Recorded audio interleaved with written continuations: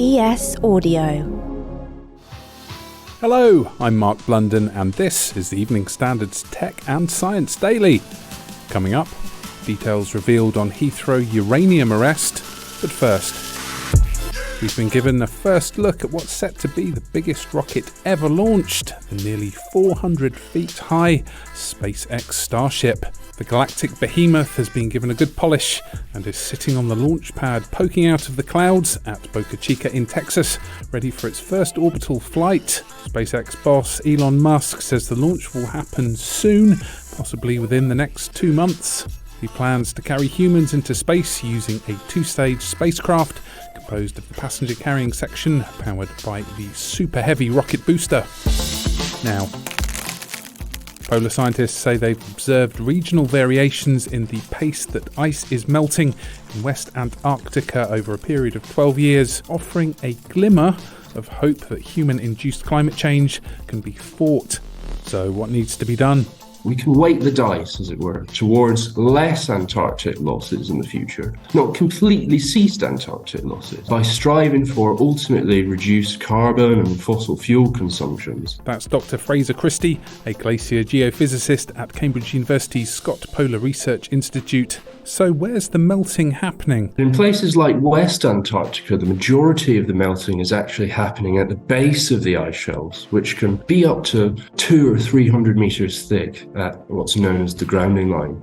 The slowdown has been driven by changes in surrounding ocean temperature, in turn caused by variations in offshore wind conditions. But at the same time, we also asked Dr. Christie about the impact of climate change on local wildlife in Antarctica. The calving off of the icebergs that we've seen most recently in places like the Larsen ice shelf have had a very negative impact, for example, on penguin colonies. They tend to live on the sea ice, neighbouring the ice shelves, and icebergs calve off and basically decimate the colonies, either wiping them out completely or forcing them to relocate very abruptly. Next, British businessman's been arrested under terrorism laws after traces of uranium were discovered at Heathrow Airport. Police say evidence of radioactive material was discovered in a cargo shipment of scrap metal 2 days before New Year's Eve, which came from Pakistan and was addressed to an Iranian-registered business in the UK. Cheshire Police detained a man in his 60s on Saturday under the Terrorism Act, and he's been bailed until April. Officers say they didn't find any other dangerous material at the address in Cheshire. The father of the late schoolgirl Molly Russell has criticised the responses of social media companies to a coroner's call to prevent future teen deaths, describing their reactions to the tragedy as underwhelming and unsurprising.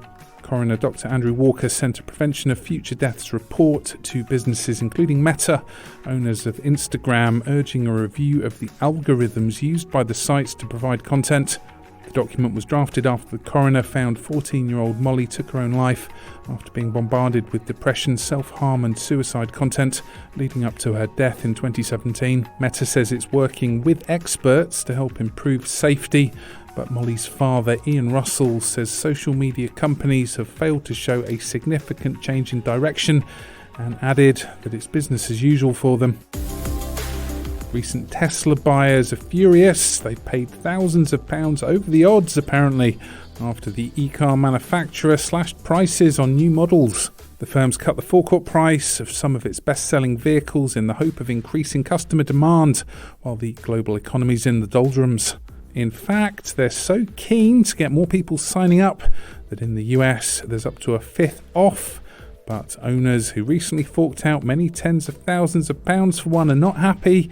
And in China, owners are so angry they've actually protested outside Tesla in Shanghai for compensation.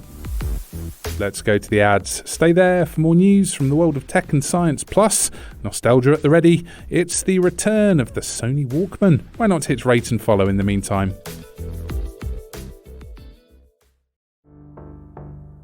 Welcome back. Is it time to stash savings under the mattress again? Because experts are warning a quantum computing apocalypse means virtual cash in bank accounts won't be safe. Chinese researchers previously suggested the supercomputers being developed by the likes of Google and IBM could easily crack the encryption currently used to secure our precious pounds. Now, cybersecurity company Sectigo is warning the technology poses a significant threat to data security of finance, health records, and even official secrets. It comes as University of Chicago scientists reveal they are working on an unhackable quantum internet. And finally, could it be time to chuck away that smartphone as your main audio player because the latest update to the original on-the-go music gadget has returned? Yes, it's the new Sony Walkman. This update is on the streets more than 4 decades after the original launched, but is there a market for what's basically an Android iPod? The Walkman NWA306 lets users access the internet so they can download music and stream from services, including Spotify and YouTube. And my goodness, it's also got proper buttons, so you're not just pouring away at a smooth screen.